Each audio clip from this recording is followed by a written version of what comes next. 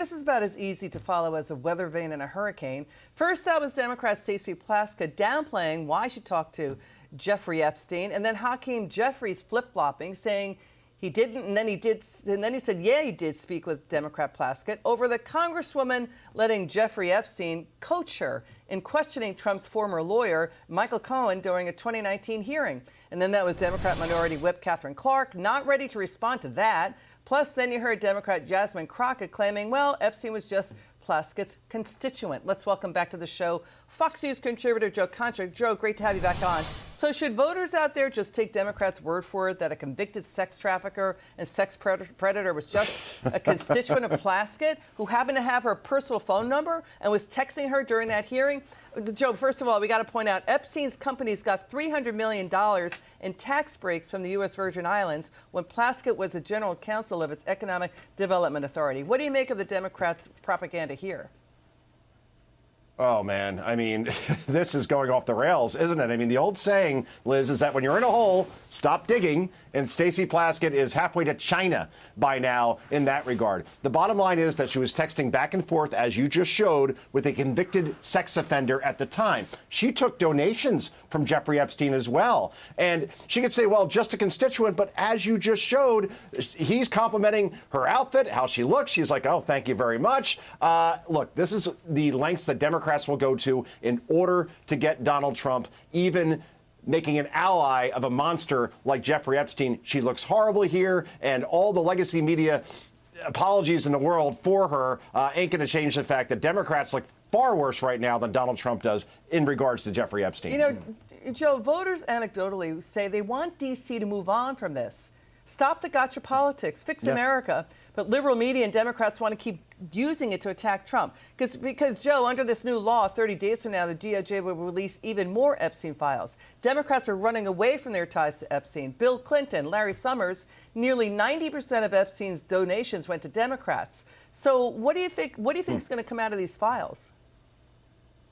Well, we've already seen Hakeem Jeffries took donations from Jeffrey Epstein after he was indicted, for example. We're going to see a lot of smoke. What I think we won't see is anything that is going to be very, very negative about Donald Trump as far as all the innuendo that Democrats are throwing at him. And the reason why I know this, Liz, and that we know this in general, people that are sane and sober, is because when Donald Trump ran for president in 2016, 2020, and 2024, all those three times when Democrats were in power, they didn't weaponize this against Trump. If there was anything in there against him, they would have used it by now, and they have not. So this is going to be like Russia collusion all over again, a big nothing burger that will eventually boomerang back to Democrats who have been hyping this for weeks and now are realizing that, uh-oh, we look a far, far more culpable here than Donald Trump ever could in regards to that man you see on that screen, that monster Jeffrey Epstein. And, Joe, there's also this Democrat Jasmine Crockett's off-the-wall merry-go-round explanation for why she falsely smeared EPA chief Lee Zeldin, falsely claiming Jeffrey Epstein had donated to him.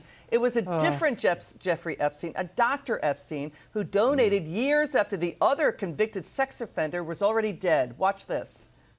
Who also took money from somebody named Jeffrey Epstein, as I had my team dig in very quickly. Mitt Romney, the NRCC, Lee Zeldin, George Bush, Win Red, McCain Palin, Rick Lazio.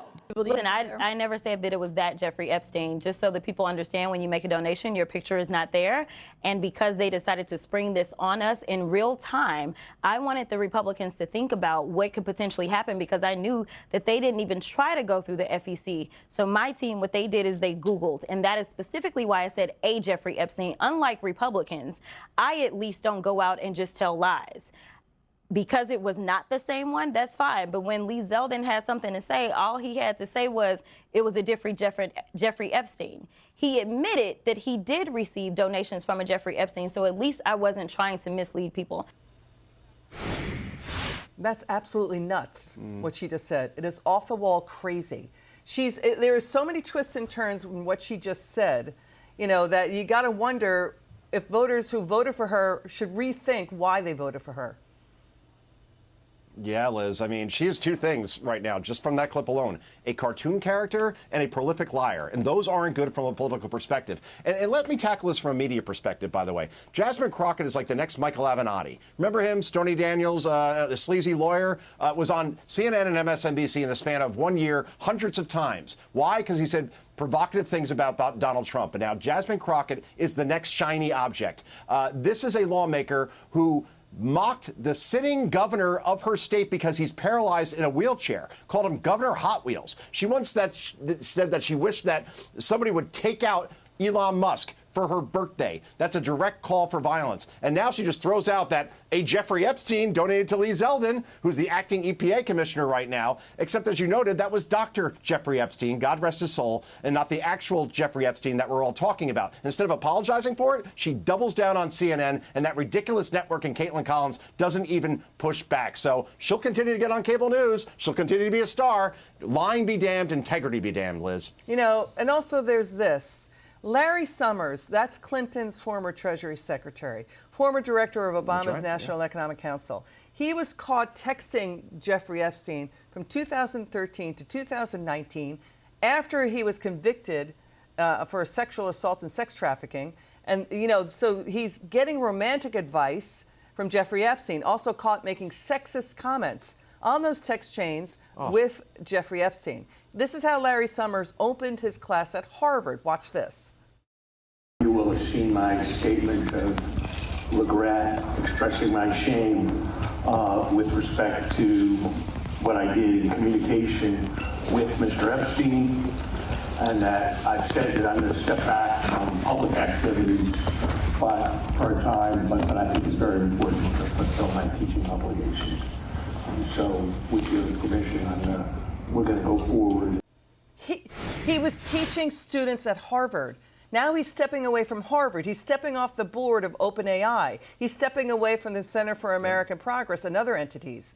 How would the left react if Summers was a Republican?